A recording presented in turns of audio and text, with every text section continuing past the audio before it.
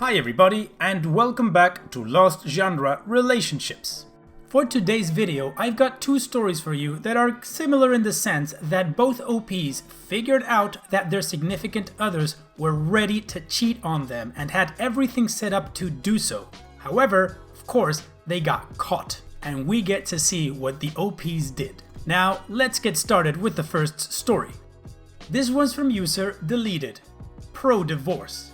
This all happened to me a few years ago. I told a friend the story of my divorce, and I was told to share. Started a few years ago. I thought we were happy. We were your usual suburban professional couple, financially secure, healthy, good intimate life, 2 kids, 14 female and 9 male at the time. I thought we had a healthy social life. We were going through one of your typical married couple rough patches. Both of us were working long hours, not spending enough time together. We were going through some developmental problems with my son, and tensions in the house were running a little high. I noticed that she was spending a lot more time on her phone texting with her girlfriends. I didn't think much of it. I started making a much more concerted effort to get out of work when I could, help around the house and be more emotionally available. But over the course of a few weeks, the gulf just kept getting wider. I ended up accidentally finding some messages when I charged up an old iPad for my son to use. Her Facebook Messenger was still logged in, and there were a lot of highly questionable messages with a guy from her hometown who I will call Jim Bob Cooter, or JBC for short. The messages weren't completely inappropriate, but I could tell there were quite a few missing based on the times and context of the messages.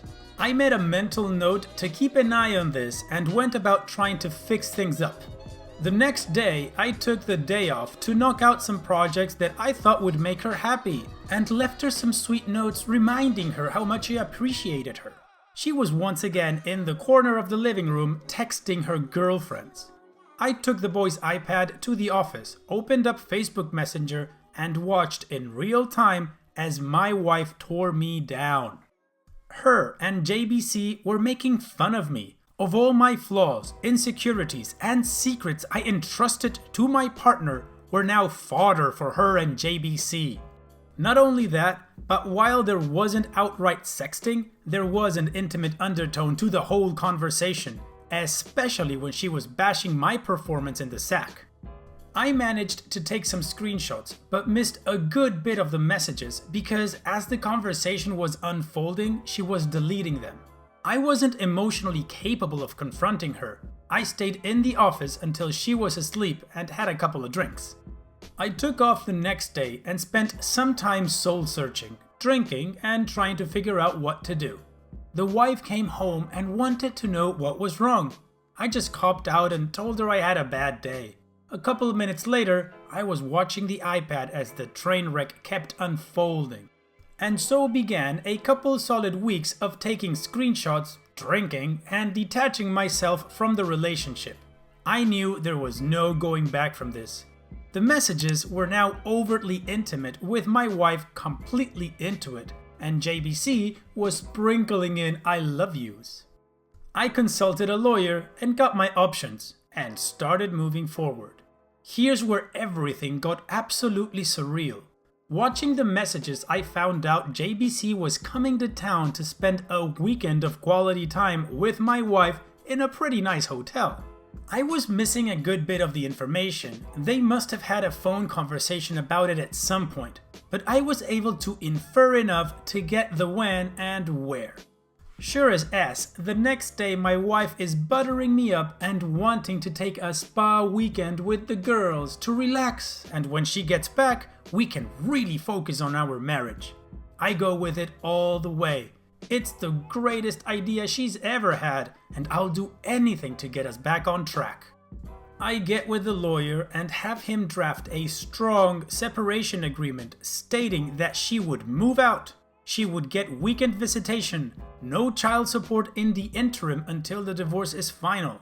Then I sit through the most agonizing 2 weeks of my life. After all this, most of my feelings for her are completely gone, and I'm just seething with anger like I've never felt before. D-Day arrives. I take the day off work. I withdraw half of any money in any account we are joint on. Leave her half alone. I had already redirected my paycheck to a new bank. I close our money market account and get a cashier's check for her half and deposit my half in my new account. I stop at Office Max and print out about 75 pages of Facebook Messenger screenshots, and I kill time because I don't want to be at home. She texts me that she's taken off and that she loves me. I tell her to have fun. I show up at the hotel at about 8:30 and call my wife's phone from the lobby. It goes straight to voicemail. They're probably already at it. Whatever. I walk up to the front desk and ask if I can use the phone to be connected to JBC's room. It rings 3 times and he picks up. Side note, I'm going to read a phone conversation, so I'm going to make up voices to not be reading every time somebody different speaks. Let's begin. Hello? JBC, can you send my wife down to the lobby, please? I don't know what you're talking about, bro. Okay then, I guess I'll have to call Mrs. JBC and get her down here. Totally a bluff. I knew he was married, and I knew her first name, but that was it. Inaudible shuffling panic. You've got 5 minutes. Click. Not even 2 minutes later, my wife comes walking out of the elevator, looking a little flustered. I sit her down in the corner of the lobby. She starts spewing BS, saying it's not what it seems, etc., etc. I say, I'm not here to argue. The things that are said in this pile of papers are what's going on. The only way I'm not giving a copy of this to our daughter, your parents, and emailing it to everyone we know is if you move out immediately. Wife was very prideful. Daughter was going through a rebellious teen phase, and her knowing probably would have forever killed their relationship. Wife was also her parents' golden child, and she always worried about what they thought of her. I didn't have much leverage, and shame was my only card to play. Also, her professional life is built up around her image, so I knew she would protect that at all costs. She sniffles and mumbles something inaudible. I say, this is a check for half of the money market account. I've withdrawn my half of the money from all the other joint accounts. You should have more than enough to get a place. She starts to cry a little. I could almost see the different thoughts and waves of emotions going through her. But now was the time to keep pressing. I continue. Here is a separation agreement that I think is more than fair considering what's going on. I'm going to need you to look this over, sign it, and leave it at the house when you get your stuff. Do you want to go through these screenshots? No. Okay, go have fun with JBC. Do not come back to the house or I'm going to send this. Holds up ream of screenshots to everyone. I bounce out of the lobby and I can hear her start to have a breakdown. I get to the car, drive off to a parking lot, and have my own crying rage fit. Previously, I would have cried in front of her and yelled and whatnot, but I managed to get my crap together enough to pull it off. I don't know what she did that night or over the weekend. She texted and called over and over wanting to talk. I just turned the phone off, and by the time Monday afternoon rolled around, there were movers getting her stuff and she delivered the agreement. I let her have a talk with the kiddos, basically saying mommy and daddy need some time apart, we still love you, etc, etc. Standard divorce talk.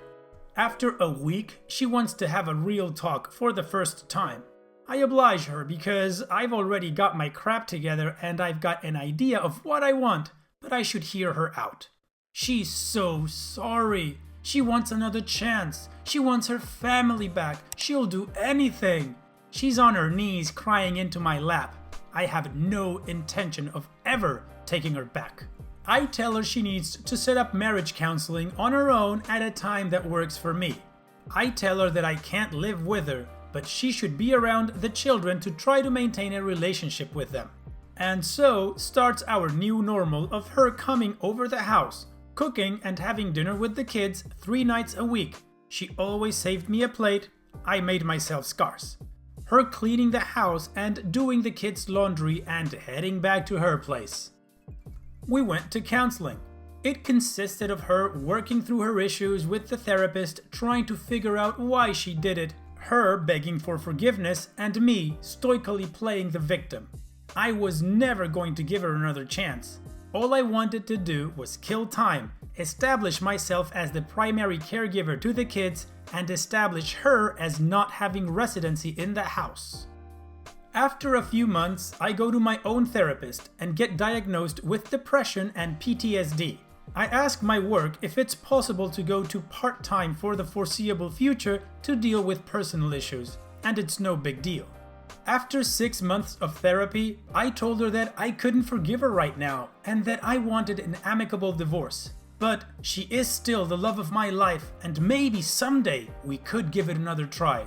She was devastated, but agreed to the divorce if I promised to try again someday.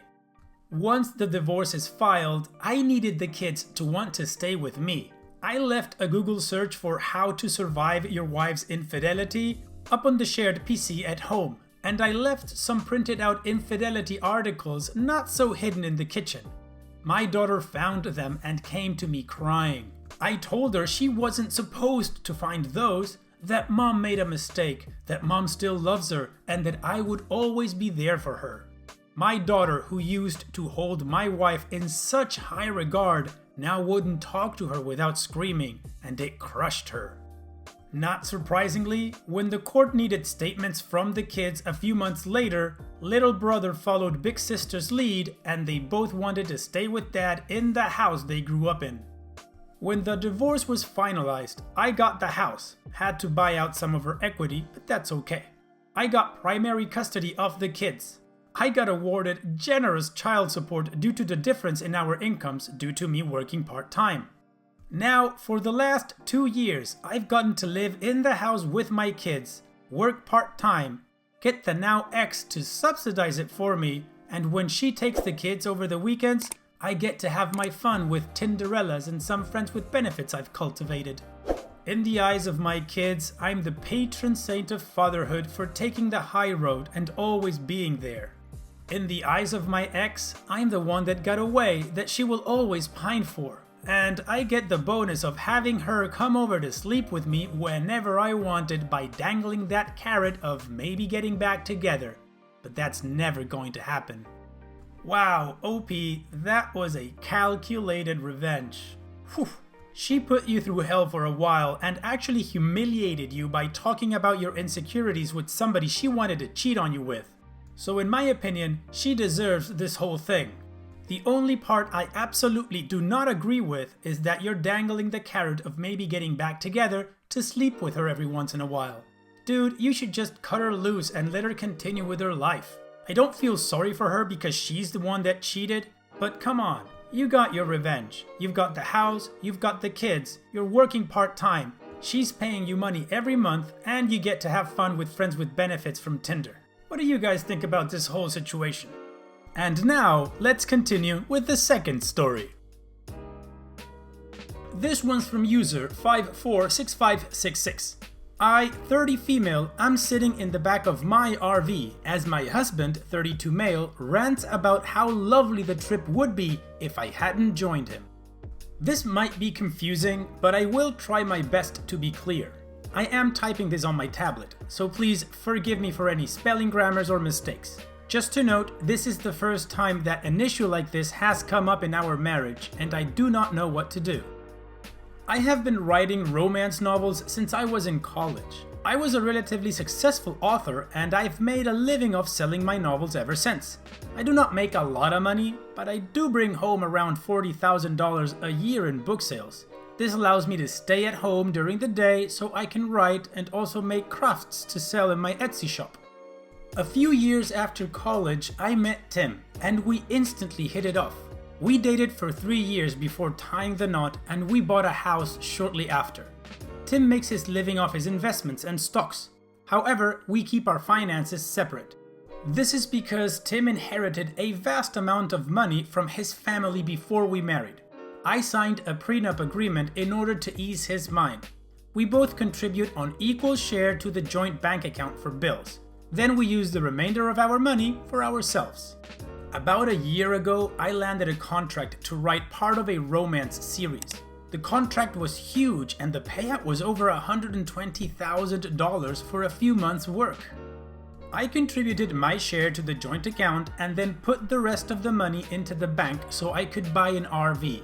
I have always wanted an RV because I love to travel and nothing would make me happier than being able to write while on the road. Tim is often away on business for days at a time, so the RV would give me an opportunity to get out of the house while he is away. After 6 months of deciding, I chose a lightly used RV and purchased it from the owners for a great price. When Tim found out I purchased the RV, he was excited.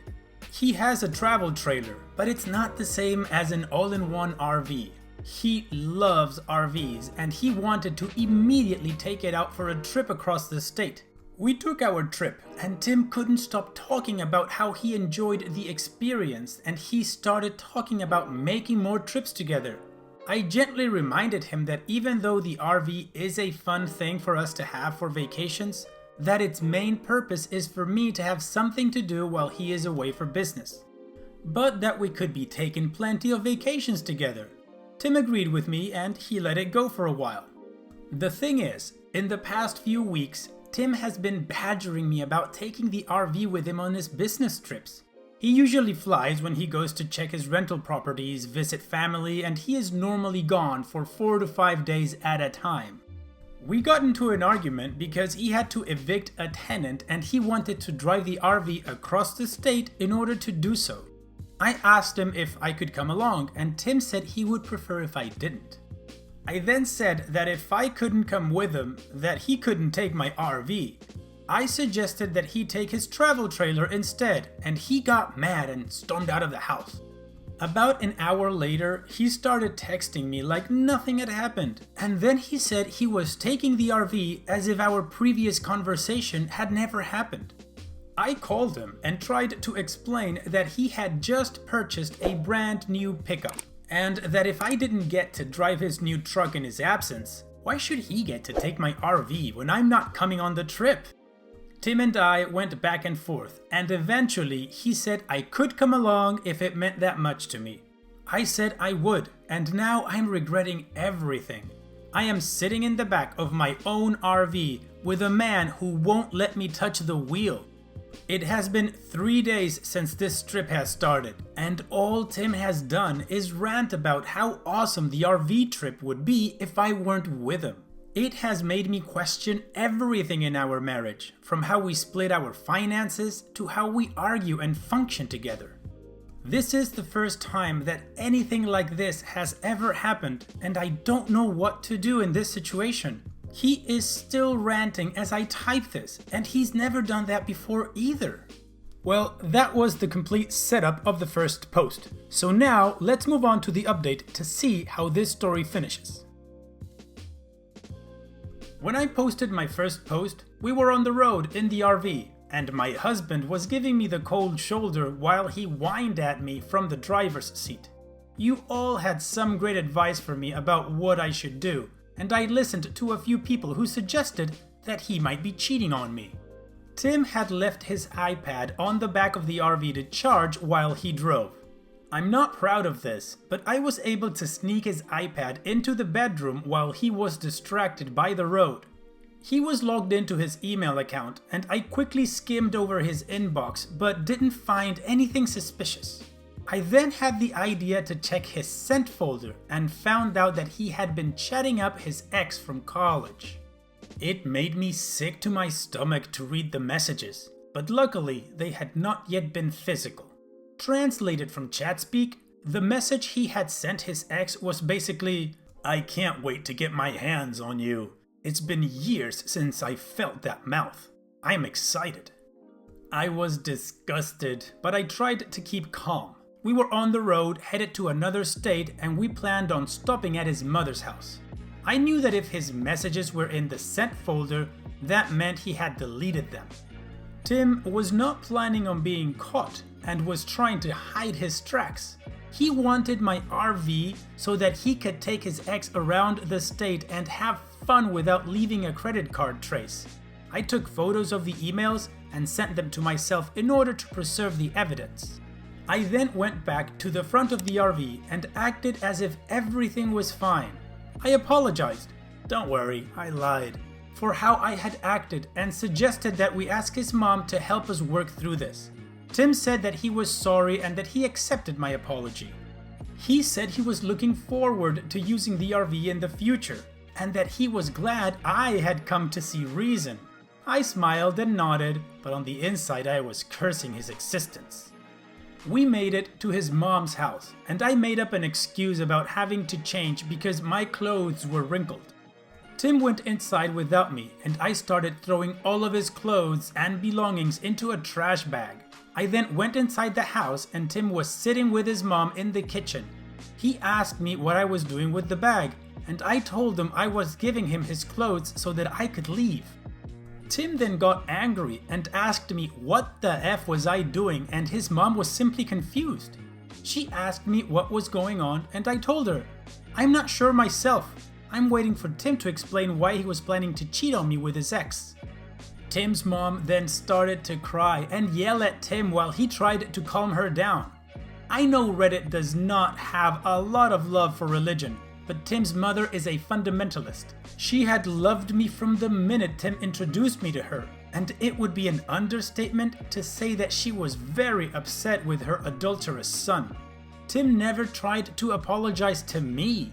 Instead, he chased after his mother, saying he was sorry to her. This made her cry harder because she knew that he wasn't even trying to make amends with me. He was just apologizing to her. She hugged me and told me to just go home and she would handle her son. I thanked her, took the RV keys from Tim, this ended up being a minor wrestling match, and left. I drove home crying, but at least I got rid of my a-hole ex-husband. Tim called me the next day and begged me to come back to him. He said it was all a mistake, that he was sorry. I asked him why he didn't apologize at his mother's house. Why he didn't say he was sorry when I was handing him his bag. I told him that he didn't care about cheating on me, that all he cared about was how bad it made him look to his family. He tried to explain himself, but I cut him off and hung up. I blocked him on all social media and haven't heard anything since. I have gotten a lawyer and have already started the divorce process. OP, you get standing applause. Fantastic. I mean, I'm sorry your idiot husband wanted to cheat on you. He's scum, of course. But the way you handled it, as soon as you found out, you didn't need any excuses, you didn't see if you needed reconciliation or counseling or anything like that. It's done, he's gone. Good for you. I do wish I could have seen his face when you told him that you were okay with him taking the RV and how happy he was that you saw reason. He must have been so happy he was gonna get to cheat on you. And then he lost everything. And of course, I'm pretty sure he wasn't sorry about wanting to cheat on you. He was sorry he got caught, like most cheaters. So once again, congratulations OP, and all the best in the future and your writing career. And so we've reached the end of the video. I truly hope you guys liked it. If you did, go ahead and click like. Of course, don't forget to subscribe and click that bell icon so you get notified every time I upload a new video. Also, here are more videos from my channel that you might enjoy. And having said all that, I will see you guys on the next video.